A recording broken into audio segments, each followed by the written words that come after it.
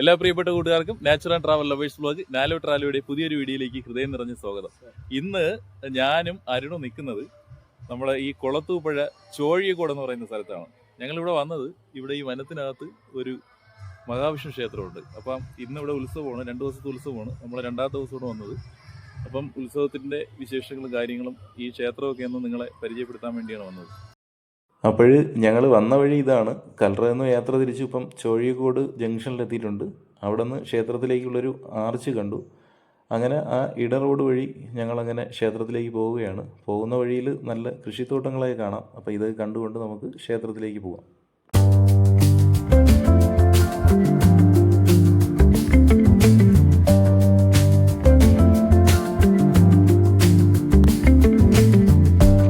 ഇവിടെ വളരെ മനോഹരമായി ശാസ്ത്രീയമായ രീതിയിൽ തന്നെ തെങ്ങ് കൃഷിയൊക്കെ ചെയ്തിട്ടുണ്ട്. അതിൻ്റെ ഇടവിള എന്നോണം റംബുട്ടാനും വെച്ച് പിടിപ്പിച്ചിട്ടുണ്ട്. എന്തായാലും വഴി ഇങ്ങനെ കണ്ടുകൊണ്ട് യാത്ര ചെയ്യാനുണ്ട്. അതുപോലെ ഇതിൻ്റെ മറുവശത്ത് കുരുമുളകും കൃഷി ചെയ്തിട്ടുണ്ട്. വേലിക്കുന്നതിലാണ് ആ വള്ളിയൊക്കെ പടർത്തിയിരിക്കുന്നത്. ഫോറസ്റ്റ് ഏരിയ ആയതുകൊണ്ട് വന്യമൃഗങ്ങളുടെ ശല്യം ഉണ്ടാവും. അപ്പോൾ അതുകൊണ്ട് ഇവിടെ ഈ വൈദ്യുത വേലിയൊക്കെ ഘടിപ്പിച്ചിട്ടുണ്ട്. എന്തായാലും കണ്ടിങ്ങനെ യാത്ര ചെയ്യാൻ നല്ലൊരു ഫീൽ. ഫോറസ്റ്റിന്റെ അതിർത്തി ഇരിക്കുന്ന ഒരു ജണ്ട കണ്ടു. അപ്പൊ ഇനി എന്തായാലും വനത്തിനകത്തേക്കാണ് യാത്ര.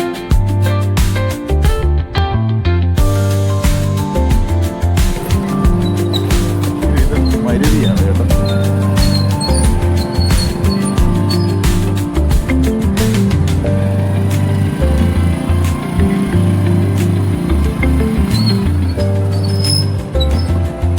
ഇതൊരു നദിയാണ് കേട്ടോ.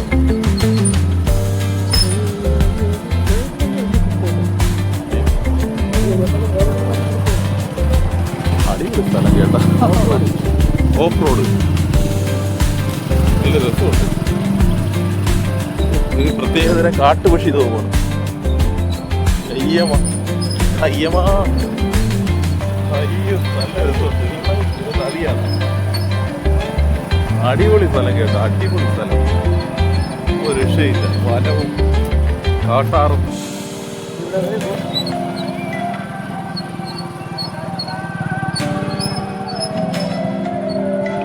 വാഹനം അപ്പുറത്ത് പോവും മോനെ, വണ്ടി അങ്ങ് പോവും.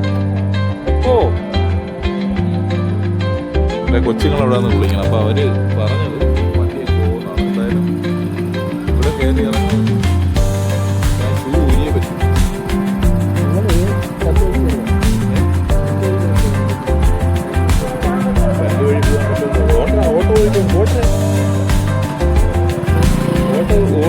ഓട്ടോ വരുന്നത് വരുന്നതാണ്. നല്ല രസമുണ്ട്.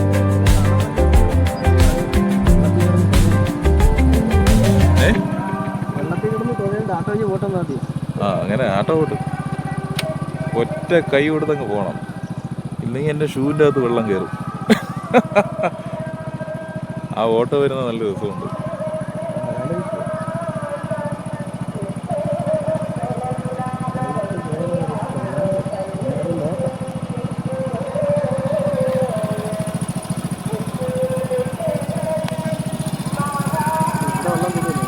ഓട്ടോ വന്ന് കയറുന്നതാണ്.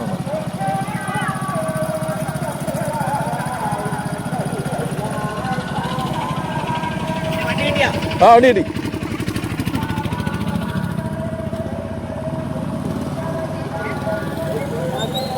അടിപൊളി.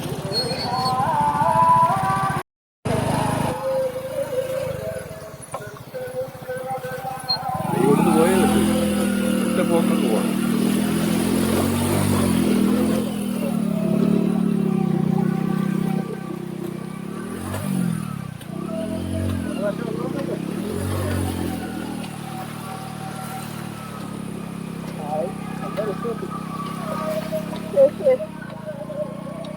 ഉണ്ണിയെ ഞാൻ സമ്മതിച്ചു കൊടുത്തിരിക്കുന്നു. ഇല്ലെങ്കിൽ ഞാൻ വെള്ളത്തിൽ കുളിച്ചനായിരുന്നു. തിരിച്ചു വരുമ്പോഴത്തേക്ക് ഞാൻ നടക്കും. ഇപ്പം ഭഗവാൻ നമ്മളെ കാത്തതാണ് വെള്ളത്തിൽ വീഴാതെ. അടിപൊളിയെ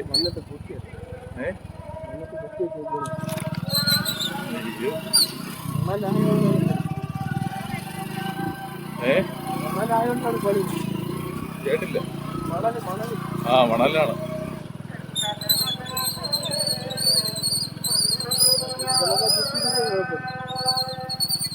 അങ്ങോട്ടുള്ള ആ ഒരു നദി നമുക്ക് ക്രോസ് ചെയ്യാൻ വേണ്ടി കാര്യമുണ്ട്. ആദ്യത്തെ എക്സ്പീരിയൻസ് ആണ് ഇവിടെ വെള്ളത്തിൽ കൂടെ ഞാൻ ഇറങ്ങുന്നത്.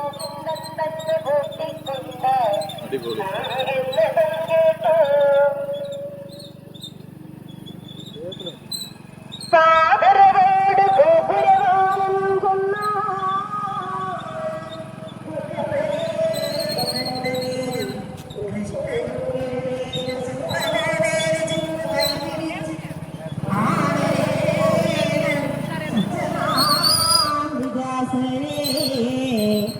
ഇരുത്തി പൂജിച്ചിട്ട് സ്വച്ഛമാം ഭോജനവും കഴിപ്പിച്ച് അന്തർഗൃഹേ സ്വച്ഛയാഴണം ദ്വിജേത്തമൻ എന്നുമേ ആത്മലാഭത്തെ കൊണ്ട് ആഴണം ദ്വിജേത്തമൻ എന്നുമേ ആത്മലാഭത്തെ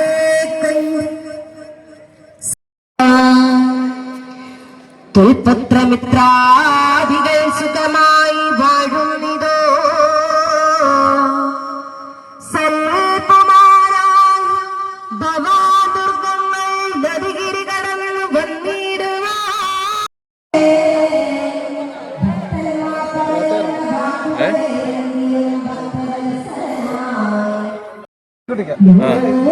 ക്ഷേത്രത്തിന്റെ പണ്ടത്തെ സ്റ്റെപ്പുകളാണ്.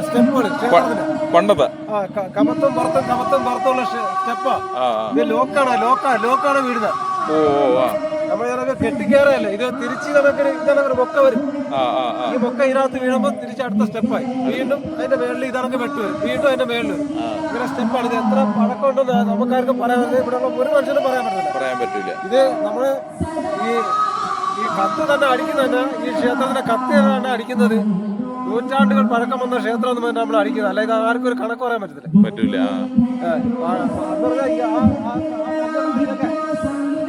ഇതൊക്കെ ആ സ്റ്റെപ്പിൽ പെട്ടതാണ്. ഇതെല്ലാം അതിനകത്തുള്ളതാണ്. സ്റ്റെപ്പായിട്ട് പണ്ട് ഇത് എവിടെയാണ് ഇരുന്നെന്ന് ആർക്കും പറയാൻ പറ്റത്തില്ല. പിന്നെ എനിക്ക് അറിവായ കാലം തൊട്ട് എന്റെ അച്ഛനമ്മമാരൊക്കെ കൊണ്ടുവന്നപ്പോൾ ഇത് മൊത്തം ഇടിഞ്ഞ് പൊളിഞ്ഞ് തരസായി കിടക്കായിരുന്നു. അപ്പൊ ഇവിടെ ഒരു വലിയ മഹാക്ഷേത്രം ഉണ്ടായിരുന്നതിന്റെ തെളിവാണ് ഇതൊക്കെ. ഇതൊന്നും വരത്തില്ല. ഈ കല്ലെന്ന് ഒരു മനുഷ്യൻ എടുത്താൽ പൊങ്ങത്തില്ല. പൊങ്ങൂല. പന്താണിക്കാണ് എടുത്തുകൂടെ കൊണ്ടിട്ടായിരുന്നു. ആണല്ലേ? പന്താണിക്ക് പിടിച്ചാൽ വെച്ചേക്കുന്നത്. അതിന്റെ ചെറിയ കല്ലേട് പാടി എന്താ ഇവിടെ കിടപ്പുണ്ട്. അത് കുറെ ദൂരം മരത്തിന്റെ മൂട്ടി അടുക്കി വെച്ചിട്ടുണ്ട്. അവിടെയൊക്കെ ഉണ്ട്. അപ്പൊ എന്റെ സംശയം ഇതൊരു വലിയൊരു ക്ഷേത്രമായിരുന്നു. ഇത് ഈ നദിയൊക്കെ അടുത്തുണ്ടല്ലോ. അപ്പം വെള്ളം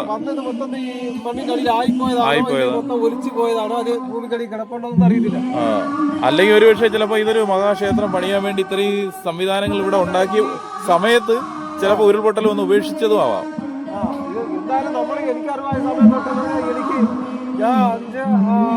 ഒരു 8th ക്ലാസ്സിലൊക്കെ ആയപ്പോഴാണ് എന്നെ അച്ഛനും അമ്മമാരൊക്കെ ഇവിടെ കൊണ്ടുവന്ന് കാണിക്കുന്നത്.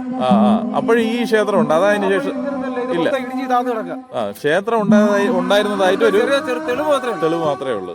അത് ഇവിടെ വേറെ അക്കരെ ഉള്ളൊരു മാമനുണ്ട്. ആ മാമനൊക്കെ മരിച്ചുപോയി. അവരൊക്കെ ആയിരുന്നു അന്ന് ഈ പൂജാരിയും തന്ത്രിമാരൊന്നും ഇല്ല. അവരാണ് നമ്മളിപ്പോ എനിക്ക് തന്നെ വരാം വന്ന് ഒരു എണ്ണയും തിരിയിട്ട് ഒരു കല്ലിന്റെ പുറത്ത് വിളക്കും വെച്ച് കത്തിച്ച് തൊഴുതിട്ട് നമ്മൾ അപ്പോഴേ ഇറങ്ങി പോകും. അവരവരെ ഇഷ്ടം അനുസരിച്ചായിരുന്നു ഇവിടെ ഓരോ കാര്യങ്ങള്. പൊങ്കാല എന്ന് വെച്ചാൽ അവര് തന്നെ വെള്ളമൊക്കെ കൊണ്ടുവന്ന് തേങ്ങ വീട്ടിൽ തിരുവി കൊണ്ടുവന്ന് ഇവിടെ വെച്ച് ഭഗവാനെ സങ്കല്പിച്ച് എല്ലാം കഴിഞ്ഞ് തിരിച്ചു കൊണ്ടുപോവുകയും ചെയ്യും. ഇപ്പൊ ഞങ്ങളൊരു 7-8 വർഷങ്ങൾക്ക് മുമ്പോട്ട് ഞങ്ങളിപ്പം ഇവിടെ ക്ഷേത്രമായിട്ട് എടുത്ത് അന്ന് ആ കാലത്താണ് ദേവപ്രശ്നമായിട്ട് നോക്കിയ സമയത്താണ്. ഇപ്പൊ ഒരുപാട് വർഷമായി, 15 വർഷമാവും. ആ സമയത്ത് ദേവപ്രശ്നം ചെയ്തപ്പോൾ പറഞ്ഞു ഇത് ഇങ്ങനെ ഒരു ആൾത്തറ കെട്ടിയെടുക്കണമെന്ന് പറഞ്ഞു. ആൾത്തറ കെട്ടിയെടുത്ത് അതിനൊരു ഇരിപ്പിടം ഉണ്ടാക്കി അവിടെ വിളക്കെത്തിക്കാൻ പറഞ്ഞു. മറ്റേത് വിളക്കെത്തിച്ചിട്ട് പോയാൽ മഴ അപ്പോഴേ ഒന്നീ കാറ്റടിച്ച് അടഞ്ഞു പോകും, അല്ലെങ്കിൽ മഴ അടഞ്ഞു പോകും. തുറന്നു കിടക്കുന്ന വനം ഏരിയ, നല്ല കാറ്റുള്ള മൃഗശല്യമുള്ള ഏരിയ. ആനയും പോത്ത് എപ്പോഴും ഉണ്ട്. ഇതിലേക്കൂടെയൊക്കെ അവരെ വരവ് ഇങ്ങനെ നേരെ അക്കരെ കയറി പോകും, അക്കരെ നേരെ ഇക്കരോട്ട് വരും, ഇങ്ങോട്ട് പോകും, കിഴക്കോട്ട് പോകും, തെക്കോട്ട് പോകും, ഇങ്ങനെയൊക്കെ തന്നെ പോകും. അപ്പൊ ഇതിപ്പോ ഒരു 6-7 കൊല്ലം കൊണ്ട് നമ്മൾ ഈ ക്ഷേത്രത്തിന്റെ ഉത്സവം കാര്യങ്ങളായിട്ടൊക്കെ നമ്മൾ നിന്ന് ചെയ്യുക. ഇവിടെ പ്രൊഫഷണൽ വേറെ പ്രോഗ്രാം ഒക്കെ ഉണ്ടോ? ഉണ്ട് ഇന്നലെ ഒരു ഗാനമേള ഉണ്ടായിരുന്നു. ആ, ആ. നോട്ടീസ് ഇവിടെ ഉണ്ടെന്ന്. ഉണ്ട്. ആ, ആ. ഇന്നിപ്പോ ഒരു കൈകൊട്ടിക്കളി എല്ലായിടത്തും കൈകൊട്ടികളി ഇന്നലെ നമ്മൾ കൈകൊട്ടികളി കണ്ട് ഒരു കോമ്പറ്റീഷൻ കൈകൊട്ടികളിയായിരുന്നു. ഇങ്ങനെ വന്നത്. ആ, ആ. ഇതിന്റെ ഇത് ഒരു കാവ് അപ്പൂപ്പനും മലയപ്പൂനും മുറുക്കാനൊക്കെ നമ്മളെല്ലാരും ഈ മല കൊണ്ടൊക്കെ എല്ലാ ആൾക്കാർ ജീവിക്കുന്നത്. ആണ്. അപ്പൊ ഇവിടെ ആനയും കാട്ടുപോത്തും അങ്ങനെയുള്ള എല്ലാം ഉണ്ട്. മെരിഞ്ഞാന്ന് ഇന്നലെ ഒരു ആന ഇവിടെ വന്നു. അവിടെ വരെ വന്നിട്ട് തിരിച്ചു പോയി. ആന അല്ലേ? അവിടെ വന്ന് ചെറുക്കൻ തുണിയെടുക്കാൻ വേണ്ടി ചെന്നപ്പോൾ ഒരു ആന. നല്ലൊരു പ്രകൃതിയാണ് അവിടെ. അതെ നല്ല പ്രകൃതി ഭംഗിയുള്ള സ്ഥലമാണ്. ശുദ്ധവായു, അതെ, ശുദ്ധജലം. കാര്യം ഇവിടെ വേസ്റ്റ് ഒന്നും നോക്കിയാൽ നമുക്ക് ആ നദിയിൽ അങ്ങോട്ട് പോകാൻ പറ്റും. അപ്പൊ ഇത് ഇന്നത്തെ ഇവിടെ ഈ വേസ്റ്റുകളൊന്നും ഇടത്തില്ല. മൊത്തവും ഞങ്ങള് കമ്മിറ്റി ഞങ്ങളെല്ലാം നുള്ളിപ്പറക്കി അതിനെ വൃത്തിയാക്കി ക്ലീൻ ചെയ്ത് വെച്ചിട്ട് പോകും. കാര്യം മൃഗങ്ങളുള്ള എന്തെങ്കിലും എടുത്ത് കഴിച്ചെന്തായാലും ആയിപ്പോയാൽ നമ്മളൊരു ഉത്തരവാദിത്തം വയ്ക്കണ്ടേ. അതുകൊണ്ട് ഇതെല്ലാം ഒതുക്കും. ഇവിടെ ഉത്സവമായതുകൊണ്ട് ഉത്സവത്തിന്റെ 2ാം ദിവസമാണല്ലേ? ഇന്ന് 2ാം ദിവസം. 2 ദിവസം അന്നദാനം ഉണ്ടായിരുന്നു. നമ്മള് 2ാമത്തെ ദിവസമാണ് നമ്മൾ വന്നത്. 2ാമത്തെ ദിവസമാണ് നമ്മൾ എത്തിയത്. ഇതാണ് തന്ത്രി. ക്ഷേത്രത്തിലെ തന്ത്രി. നമ്മളെ കണ്ടിപ്പം ചിരിച്ച ആളാണ്, ഫോൺ ചെയ്തുകൊണ്ടിരുന്ന ആളാണ് ക്ഷേത്രത്തിന്റെ തന്ത്രി. എനിക്ക് കണ്ട് അവിടെ വന്ന് കണ്ടപ്പോഴത്തേക്ക് ഇഷ്ടപ്പെട്ടു. ഇത് പണ്ട് ഉരുളുപൊട്ടിയതാ 92-ല് ഇവിടെ അല്ലേ? 92-ല് ഉരുളുപൊട്ടിയപ്പോ ആ എക്കലും മണ്ണാണ് ഇങ്ങനെ കയറി പോയത്. ഈ ക്ഷേത്രം മൊത്തം കയറി പോയി. അയ്യോ, ആക്രമണം മൊത്തം മണൽ കയറി പോയി. അപ്പൊ ഇവിടെ കൃഷിയൊക്കെ നല്ല മണ്ണാണ്. പക്ഷെ ഫോറസ്റ്റ് ഏരിയ ആയതുകൊണ്ട് നമുക്ക് കൃഷി ചെയ്യാൻ നിർവാഹമില്ല. ആ മണല് പിന്നെ ഇതുവരെ കുറഞ്ഞില്ല. ഈ ആറ്റിയിലാണ് പോയി കിടക്കും. ഇതൊക്കെ ഭയങ്കര കായങ്ങളായിരുന്നു ഇവിടെയൊക്കെ. ഇവിടെയൊക്കെ ഒറ്റയ്ക്ക് വന്ന് നിൽക്കത്തില്ലായിരുന്നു. മണ്ണ് ഇത് ക്രോസ് ചെയ്ത് ഇങ്ങനെ വരാൻ പറ്റുമോ? ഇത് വെള്ളം കുറഞ്ഞു കഴിഞ്ഞാല് കുളിപ്പാട് അക്കരെ നിൽക്കരെ വരാം. ഇവിടെ ഇത് ലക്ഷക്കണക്കിന് രൂപയുടെ മണലാണല്ലോ കിടക്കുന്നത്. പറഞ്ഞിട്ട് കഥയുണ്ട. ഈ ഇടയ്ക്ക് ഇപ്പൊ ആറാട്ട് ഇവിടെ കഴിഞ്ഞു പോയതേ ഉള്ളൂ. ആരിപ്പോ അമ്മയമ്പലത്തെ തന്നല്ലേ? ഭഗവാനെ കുളിപ്പിക്കാൻ കൊണ്ടുപോയി. ഇവിടെ അല്ലേ? അപ്പൊ ഇതുവഴിയാണോ വരുന്നത്? നമ്മൾ ഈ വന്ന വഴിയില്ലേ, അതുവഴി വരും. ഒരു ചെണ്ടമേളത്തോടു കൂടി ഭഗവാനെ എഴുന്നള്ളിച്ച് ഇവിടെ കൊണ്ടുവന്ന് ഇറക്കി ഒരു തന്ത്രിമാരെല്ലാം അവിടെ കൂടി അവിടെ ഷെഡ് കെട്ടി അവിടെ വെച്ച് കുളിപ്പിച്ച് കഴിഞ്ഞ് രാത്രി ഇവിടുന്ന് പറയൊക്കെ എടുത്ത് അമ്മ അമ്പലത്തില് ഭഗവാനെ ഇവിടെ കൊണ്ടുവന്ന് കുളിപ്പിച്ചിട്ടാണ് കൊണ്ടുപോകുന്നത്. മഹാവിഷ്ണു. അവിടെ ഈ അടുത്തല്ലേ വരും. അത് വന്നിട്ട് പിന്നെ ഘോഷയാത്രയായിട്ട് പോകും. പിന്നെ വലിയൊരു ഘോഷയാത്ര ഇവിടുന്ന് നീങ്ങുന്നത്. അവര് വരുന്നത് അപ്പൊ ആ സമയത്ത് അതിനുള്ള സംവിധാനങ്ങളൊക്കെ ഈ ക്ഷേത്രത്തിൽ ഒരുക്കി വെക്കും. അവര് ചെയ്യും, നമ്മള് ചെയ്യും. സഹകരിച്ച് അമ്പലം തുറന്ന് പൂജയൊക്കെ അവർക്ക് ശാന്തിവാരി വന്ന് ക്ഷേത്രം തുറന്ന് എല്ലാം ചെയ്ത് തരുകയും ചെയ്യും. പിന്നെ അവർക്ക് ജെസിബി വന്ന് മണ്ണെടുത്തിട്ട് വലിയ അവർക്ക് മുങ്ങി. അതിനുവേണ്ടി കുറച്ചൊരു കുഴിയൊക്കെ ആക്കി ഇട്ടിട്ട് പോയി അല്ലേ?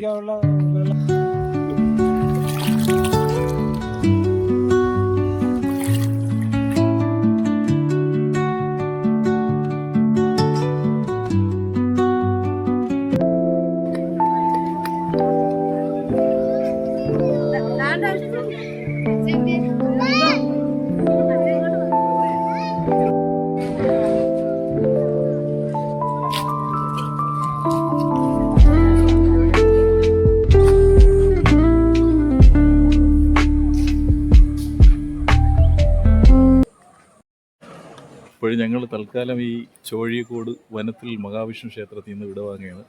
നല്ലൊരു സദ്യയൊക്കെ കഴിച്ച് ഇന്ന് ഉത്സവത്തിൻ്റെ 2ാം ദിവസം വരുന്നു. അപ്പോൾ അതുകൊണ്ട് സദ്യയൊക്കെ ഉണ്ടായിരുന്നു. അപ്പോൾ അതൊക്കെ കഴിച്ചിട്ട് ഞങ്ങളിവിടെ നിന്ന് ഇറങ്ങാൻ പോവുകയാണ്. അപ്പം സമയം ഏകദേശം 12:50 നല്ല ചൂടുണ്ട്. ഈ വനത്തിനകത്തായതുകൊണ്ട് അത് അത്രത്തോളം ഫീൽ ചെയ്യുന്നില്ല. അപ്പോൾ എന്തായാലും ഇനിയിപ്പം തിരിച്ചു പോകുന്ന വഴിയിലുള്ള കാഴ്ചകളൊക്കെ കണ്ട് നമുക്ക് പോവാം. ഓക്കെ, ഇങ്ങോട്ട് ഇടതോട്ട് തിരി. നേരെ പോയി കഴിഞ്ഞാൽ ആനയുടെ ചവിട്ടുകൊണ്ട് ചാവും.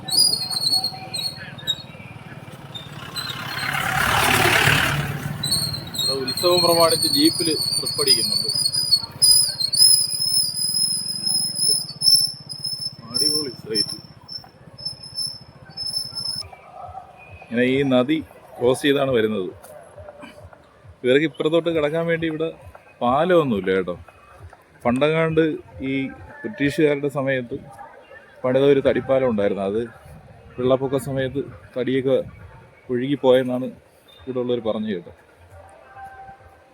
പിന്നെ ഒരു ചങ്ങാടം ഉണ്ട് ഇവർക്ക്. ഈ ക്ഷേത്രത്തിലോട്ട് വരാൻ വേണ്ടി ഒരു ചങ്ങാടം ഇവിടെ ഉണ്ടായിരുന്നു. അതിപ്പം കാണുന്നില്ല. അത് ഇനി വേറെ ഏതെങ്കിലും സൈഡിലാണോ എന്നറിയില്ല. ഉണ്ണി ഫോറസ്റ്റ് കണ്ട് അതിന്റെ ഭംഗി ആസ്വദിച്ച് നടക്കുകയാണ്.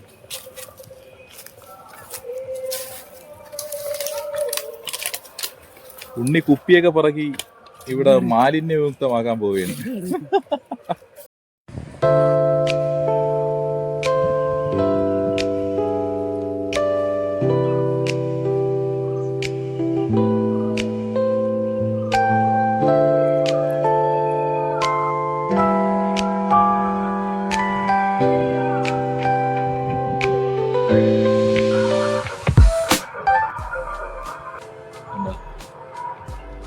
വെള്ളത്തിലിരിക്കുന്നുണ്ട് ഒരാള്. അവൻ അടിപൊളിയായിട്ട് വന്ന് ഇവിടെ കുളിച്ച് ചൂട് മാറ്റി അവന് പോവാ. പോയി അവ കുളിച്ചിട്ട് അവിടെ ചെന്ന് ഊരുണ്ട്. അവൻ ഒറ്റയ്ക്കേ ഉള്ളൂ. ഒരാളെ ഇവിടെ കിട്ടിയിരുന്നെങ്കിൽ അവൻ ഇവിടെ എടുത്ത് മറിച്ചനായിരുന്നു. ഭയങ്കര കളി.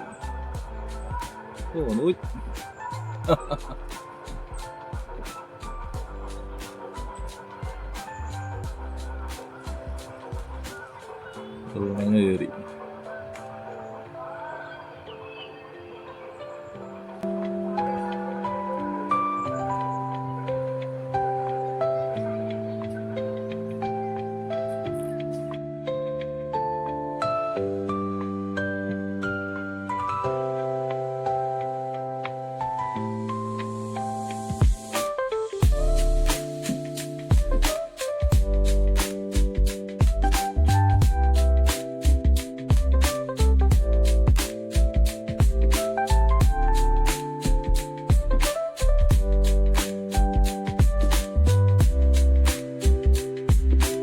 ഒരു സൈഡ് വരെ ഇറങ്ങി നടക്കുക.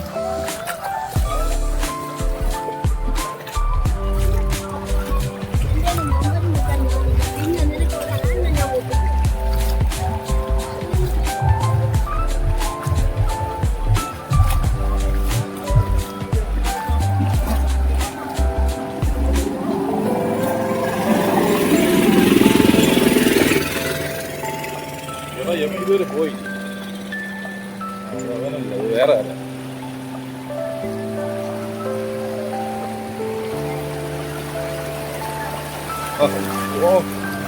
ഈ അമ്മാമ്മക്ക് വീണനായിരുന്നു ഇവരുടെ കല്ലിക്കഴിച്ച്.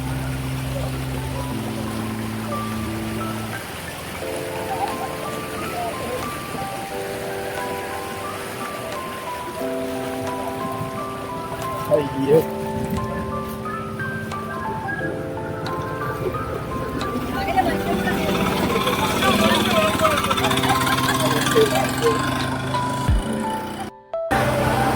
അങ്ങനെ നദി ക്രോസ് ചെയ്തു. ഇനിയിപ്പോ ഇവിടെ ഇരുന്ന് ഷൂ കെട്ടാം.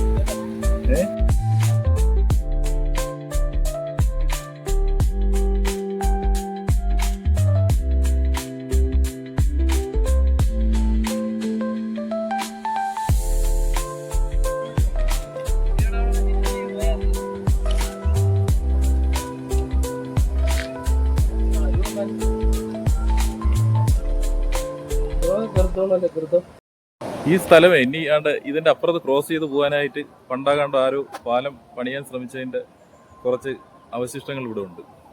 ഇതുവരെ ആ കോൺക്രീറ്റ് ഒന്നും ചീത്തയായി പോയിട്ടില്ല. ഇനി വളരെ തുച്ഛമായ ക്യാഷ് കൂടി ചെലവാക്കി കഴിഞ്ഞാൽ ഈ പാലം അടിപൊളിയായിട്ട് ചെയ്തെടുക്കാൻ പറ്റും. എനിക്ക് തോന്നുന്നത് ഫോറസ്റ്റ് ഡിപ്പാർട്ട്മെന്റിന്റെ അനുമതിയൊക്കെ ആവശ്യമായിട്ട് വരും. കാര്യം ഇതൊരു ഫോറസ്റ്റ് ഏരിയ ആണല്ലോ. അപ്പം അങ്ങനെ അവരുടെ അനുമതിയൊക്കെ വാങ്ങിയതിന് ശേഷം ഈ പാലം കൃത്യമായിട്ട് പണിതെടുത്തു കഴിഞ്ഞാൽ ഇവിടെ നല്ലൊരു ടൂറിസ്റ്റ് പ്ലേസ് ആക്കാൻ പറ്റിയൊരു ഏരിയയാണ്. അതിന് പറ്റിയൊരു സ്ഥലമാണ്. നല്ല ഭംഗിയുള്ളൊരു സ്ഥലം. ഒരുപാട് പേര് ഈ സ്ഥലം സന്ദർശിക്കാനായിട്ട് വരും. അതോടുകൂടി നമ്മൾ ആ ക്ഷേത്രം കുറേ കൂടി പുരോഗമിക്കും. നല്ലൊരു സ്ഥലം. നല്ല തിക്ക് ഫോറസ്റ്റ് ആണ് ഇവിടെ. കണ്ടോ നല്ല തിക്ക് ഫോറസ്റ്റ് ആണ്. ഒരുപാട് വന്യമൃഗങ്ങളൊക്കെ ഉള്ള സ്ഥലമാണിത്. നല്ല ഭംഗിയുള്ള സ്ഥലം. ഇത് തമിഴ്നാട് സർക്കാരിന്റെ കയ്യിലാണ് ഇത്തരത്തിലുള്ളൊരു സ്ഥലം കിട്ടിക്കഴിഞ്ഞാൽ അവർ എന്തെങ്കിലുമൊക്കെ ചെയ്തതിനെ കാശാക്കി മാറ്റും എന്ന് കരുതി. നമ്മുടെ നാട്ടിൽ ടൂറിസം ഇല്ല എന്നല്ല. തമിഴ്നാട്ടിനെ സംബന്ധിച്ചിടത്തോളം ടൂറിസ്റ്റിൽ നിന്നുള്ള വരുമാനം നമുക്ക് വളരെ കുറവാണ് എന്നാണ് എനിക്ക് തോന്നിയിട്ടുള്ളത്. അത് അങ്ങനെ പോരാ. നമുക്ക് നല്ല രീതിയിൽ സർക്കാരിന് വരുമാനം കണ്ടെത്താൻ പറ്റുന്ന ഒരുപാട് ടൂറിസ്റ്റ് പ്ലേസുകളുണ്ട്. പുതിയ ഗവൺമെൻറ് അതിനുവേണ്ടി ഉള്ള പരിശ്രമമൊക്കെ നടത്തുന്നുണ്ട്. എന്നിരുന്നാലും ഏറെക്കുറെയൊക്കെ നമ്മുടെ നാട്ടിലെ ആൾക്കാരെയും അതേപോലെ അവിടെ ജോലി ചെയ്യുന്ന ആൾക്കാരുടെയൊക്കെ കഴിവുകേട് കൊണ്ടാണ് മിക്ക സ്ഥലങ്ങളും അത് ഇല്ലാതായി പോകുന്നത്, ആരും വരാതെയായി പോകുന്നത്. പക്ഷേ തമിഴ്നാട്ടിലുള്ള ആൾക്കാർ അങ്ങനെയല്ല. ഒരു ഗവൺമെൻറ് എന്തെങ്കിലും ചെയ്തു കൊടുത്തു കഴിഞ്ഞാൽ അവർ അതിനെ കൂടുതൽ അതിനെ പരിപോഷിപ്പിച്ച് അതൊരു നല്ലൊരു പ്ലേസാക്കി മാറ്റും, ടൂറിസ്റ്റ് പ്ലേസാക്കി മാറ്റും. കാര്യം ഒരുപാട് പേരൊക്കെ ആ ടൂറിസ്റ്റ് പ്ലേസ് കൊണ്ട് ജീവിക്കുകയും ചെയ്യാം. ഇപ്പോൾ ഇവിടെ ഒരു ടൂറിസ്റ്റ് പ്ലേസായി കഴിഞ്ഞാൽ ഇവിടെ കൊച്ചു കൊച്ചു കടകളും കാര്യങ്ങളും ഒക്കെ ഒരുപാട് വരും. അപ്പോൾ അതുകൊണ്ട് അവർക്ക് ജീവിക്കുകയും ചെയ്യാം.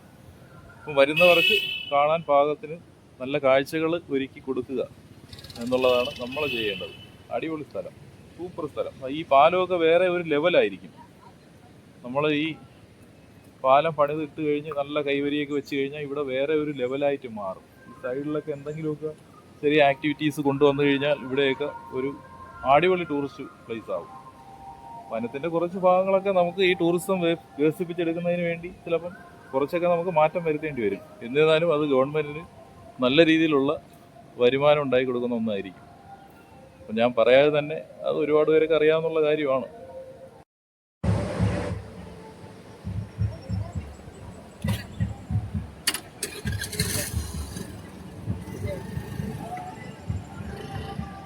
ഇവിടെ നല്ല കുഴിയുണ്ട് കേട്ടോ.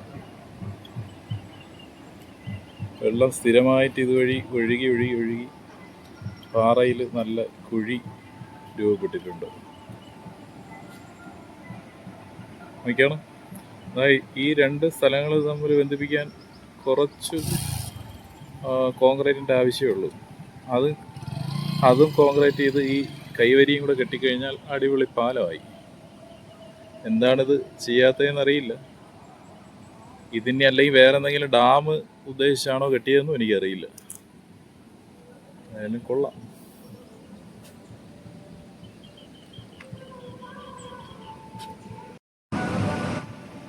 മരുതി ഇങ്ങനെ പൂത്ത് നിൽക്കുന്ന കാണാൻ കൊള്ളാം, നല്ല ഭംഗിയുണ്ട്. പഴുത്ത് കൊഴിഞ്ഞ് വീഴാറായി നിൽക്കുന്ന ഇലകളും കൊഴിഞ്ഞ് വീണുകൊണ്ടിരിക്കുന്ന ഇലകളും അതിൻ്റെ പൂക്കളും എല്ലാം കൂടി കാണാൻ നല്ലൊരു ഭംഗിയുണ്ട്.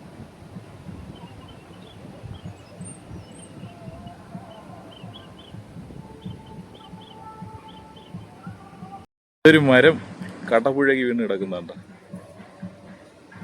കൊള്ളാം.